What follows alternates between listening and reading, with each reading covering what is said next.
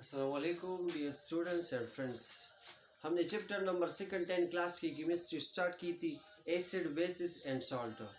उसमें जो आज हम पढ़ेंगे एसिड के पोर्शन से, जो कि ऑर्हेनियस कंसेप्ट है।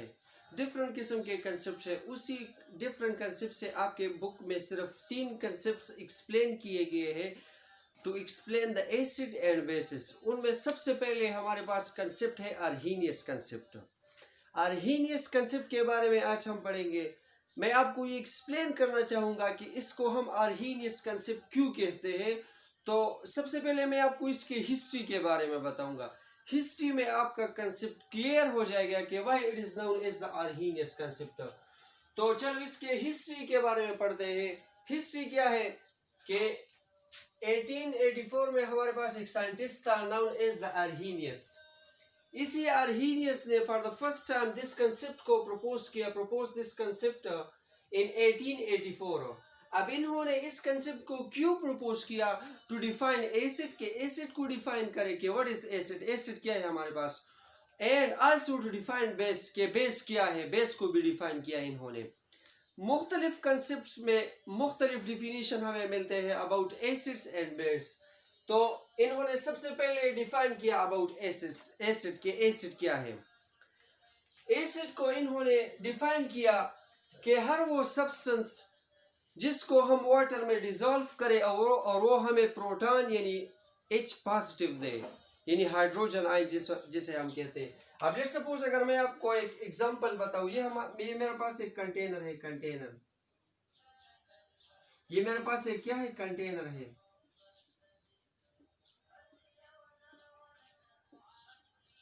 कंटेनर, अब इसी कंटेनर में यहाँ पर मेरे पास वाटर पड़े हुए हैं।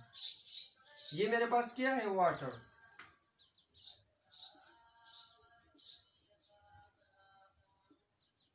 यानी मेरे पास यहाँ पे एक्वस सॉल्यूशन है, एक्वस सॉल्यूशन।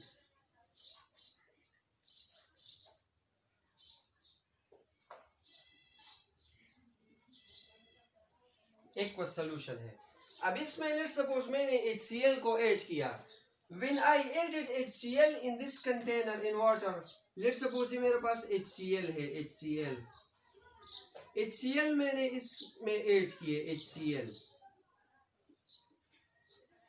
अब ये HCl जैसे ही मैंने इसी कंटेनर यानी वाटर में डिसॉल्व किया, तो ये हमारे पास ब्रेकडाउन इसकी हुई into H positive plus Cl negative.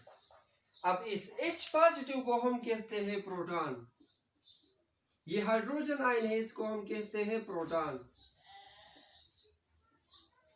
तो अब ये एक सब्सटेंस है, जैसे ही ये वाटर में डिसॉल्व हुआ, इन्होंने हमें क्या दिया, H पॉजिटिव यानी प्रोटॉन दिया, हाइड्रोजन आयन दिया। अब इन्होंने एसिड को डिफाइन किया किस तरह कि N acid is a substance. Acid हमारे पास वो सब्सटेंस होगा जिसको हम अगर वाटर में डिसॉल्व करें इन एक्वस सॉल्यूशन में, इसको हम ऐड करें तो वो हमें H पॉजिटिव देगा, हाइड्रोजन देगा।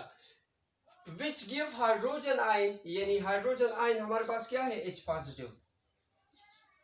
Which give hydrogen ion when it dissolve in water, यानी जब हम एसिड हमारे पास वो सब्सटेंसेस होंगे जिसको हम अगर वाटर में ऐड करें तो हमें क्या देगा, H पॉजिटिव। अब इन्होंने एसिड को डिफाइन किया। अगर मैं आपको एक एग्जांपल लूं, लेट सपोज यहाँ पर कई एग्जांपल आपके बुक में दिए गए हैं, हम उनको एक्सप्लेन करेंगे इंशाल्लाह।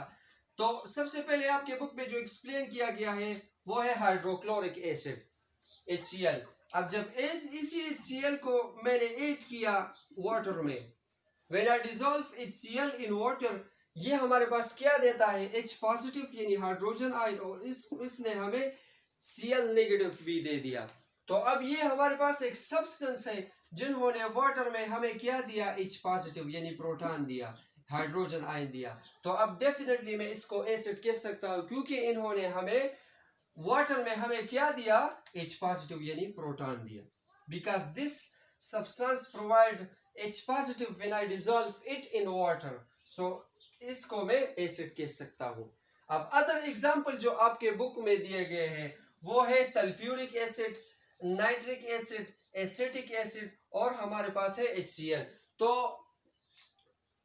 ये आप यहाँ पर my dear student H3 PO4 यानी फास्फोरिक एसिड लेके जो आपके बुक में दिया गया है H3PO4 फास्फोरिक एसिड। यानी ये हमारे पास वो सब्सटेंसेस है, जब इसको मैं वाटर में ऐड करूंगा इन एक्वस सॉल्यूशन में, जब मैं इनको ऐड करूंगा तो ये सब के सब हमें क्या देंगे, H पॉजिटिव यानी प्रोटॉन देंगे। तो according to the definition of acid इन्होंने हमें एक्सप्लेन किया कि हर वो सब्सटेंस जिसको हम अगर वाटर में डिसॉल्व करें तो हमें क्या देगा, H पॉजिटिव। तो अब अगर इसको मैं वाटर में डिसॉल्व करूं तो ये भी हमें H पॉजिटिव देगा यानी हाइड्रोजन आयन देगा। इसको मैं अगर वाटर में डिसॉल्व करूं तो ये भी H पॉजिटिव देगा। इसको एसिटिक एसिड को अगर मैं डिसॉल्व करूं इन वाटर तो ये भी हमें क्या देगा, H पॉजिटिव आयन। और अगर मैं फास्फोरिक एसिड यानी H3PO4 को भी वाटर में ऐड करूं तो ये हमें क्या देगा, हाइड्रोजन आयन।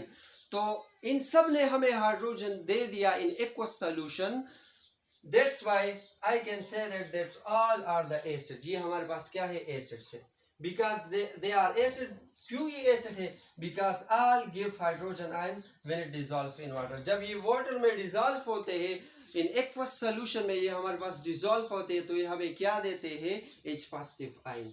अब अगर मैं इनको यहाँ पे थोड़ा मजीद एक्सप्लेन करूँ इस रिएक्शन को, तो सबसे पहले हमारे पास है सल्फ्यूरिक एसिड H2SO4।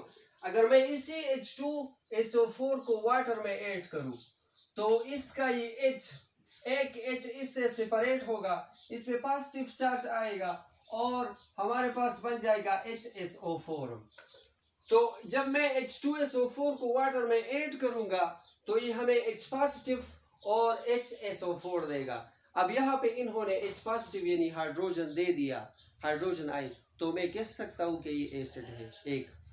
दूसरा हमारे पास है नाइट्रिक एसिड HNO3। अगर इस HNO3 को मैं वाटर में ऐड करूँ तो ये इसका ये H पोर्शन इससे सेपरेट होगा और रिजल्ट में हमारे पास क्या बनेगा, लास्ट में NO3 बनेगा। तो अब इन्होंने जब इसको मैंने यानी नाइट्रिक एसिड को जब मैंने वाटर में डिसॉल्व किया तो इन्होंने हमें क्या दिया, H पॉजिटिव और NO3। अब यहाँ पर इन्होंने भी H पॉजिटिव दे दिया तो मैं कह सकता हूँ कि ये हमारे पास क्या है, एसिड है। अब जब मैं एसिटिक एसिड को वाटर में डिसॉल्व करूंगा तो इसका ये H इससे सेपरेट होगा, हाइड्रोजन आयन देगा और ये हमारे पास ये अदर भी देगा यानी CH3C डबल बॉन्ड। अब लास्ट में जो आपके बुक में एग्जांपल दिया गया है about the phosphoric acid H3PO4। अब जब मैं इसी H3PO4 को वाटर में ऐड करूंगा तो ये हमें क्या देगा, यानी 3 हाइड्रोजन देगा। इससे ये 3 हाइड्रोजन सेपरेट होंगे, इसमें पॉजिटिव चार्ज आएगा और PO4 हमें लास्ट में मिलेगा। अब अगर इस तरह जिस तरह हमने इन सब ने हमें क्या दिया, एक्वस सॉल्यूशन में H पॉजिटिव आयन दे दिया तो मैं कह सकता हूँ कि हमारे पास क्या है, एसिड्स है। अब बिल्कुल इसी तरह अगर मैं बेसिस को भी डिफाइन करना चाहूँ, बेसिस को जिस तरह मैंने एसिड को डिफाइन किया तो जिस तरह इन्होंने एक्सप्लेन किया कि एसिड हमारे पास हर वो सब्सटेंस होगा जो हमें क्या देगा, H पॉजिटिव आयन देगा। अब बिल्कुल इसी तरह इन्होंने बेस को एक्सप्लेन किया कि हर वो सब्सटेंस जिसको अगर मैं एक्वस सॉल्यूशन में ऐड करूं तो हमें OH नेगेटिव देगा। हर वो सब्सटेंस जो हमें OH नेगेटिव यानी हाइड्रोक्सिल ग्रुप देगा, क्योंकि इस OH नेगेटिव को हम क्या कहते हैं, हाइड्रोक्सिल ग्रुप। अब हर वो सब्सटेंस जिसको मैं अगर वाटर में ऐड करूं, डिसॉल्व करूं इन एक्वस सॉल्यूशन, जब वो हमें OH देगा तो इसको हम क्या कहेंगे, बेस कहेंगे।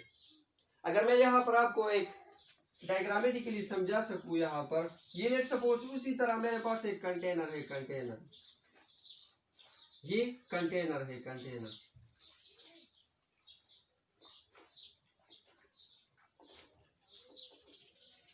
अब इसी कंटेनर में यहाँ पे हमारे पास वाटर पड़े हुए हैं, वाटर।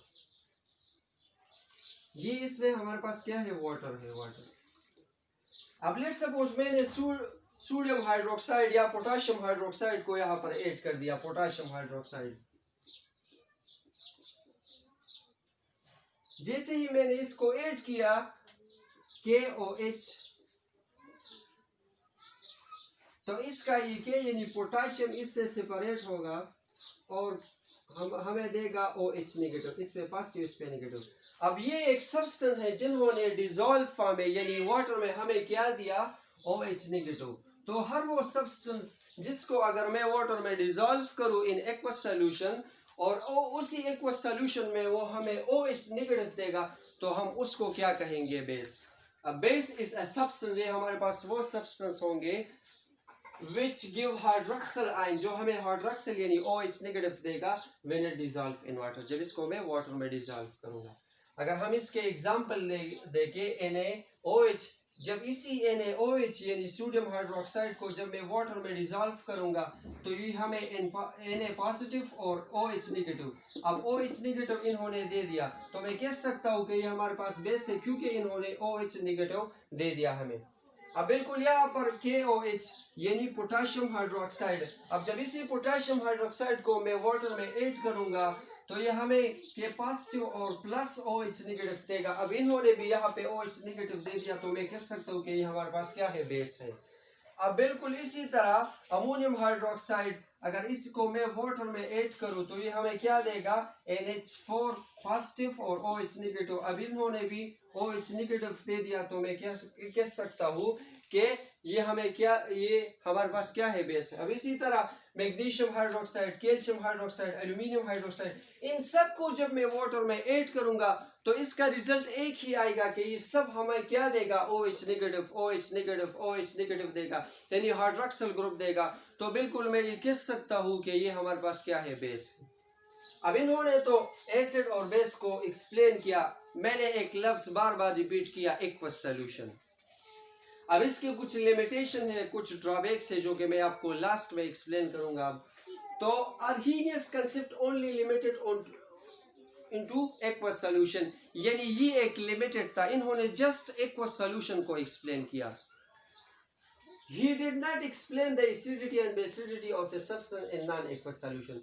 इन्होंने किसी सब्सटेंस की ना तो एसिडिटी एक्सप्लेन की इन नॉन एक्वस सॉल्यूशन और ना बेसिडिटी एक्सप्लेन की इन नॉन एक्वस सॉल्यूशन। बिल्कुल ये तो इसका पहला ड्रॉबैक था जो आपके बुक में दिया गया है। दूसरा हमारे पास क्या है, इन Arrhenius concept acids are only limited into H positive। अब इन्होंने एसिड में एक्सप्लेन किया कि एसिड हमारे पास सिर्फ देंगे क्या, H पॉजिटिव, यानी H पॉजिटिव तक ये लिमिटेड रहा। और बिल्कुल इसी तरह बेस हमें क्या देगा, OH नेगेटिव, यानी OH तक ये लिमिटेड रहा। इन्होंने कार्बन डाइऑक्साइड की एसिडिटी और इसी तरह NH3 की बेसिडिटी जो बेसिक नेचर है इसको एक्सप्लेन नहीं किया, तो इस वजह से इसका ये कंसेप्ट फेल हो गया। जो इसके बाद कंसेप्ट आता है ब्रांस्टन एंड लिवरी कंसेप्ट, इसके बाद हम इंशाल्लाह उसको डिस्कस करेंगे। अगर आपको हमारी ये वीडियो पसंद आई तो वीडियो को लाइक करें, शेयर करें, प्लस सब्सक्राइब करें। Okay, thanks a lot.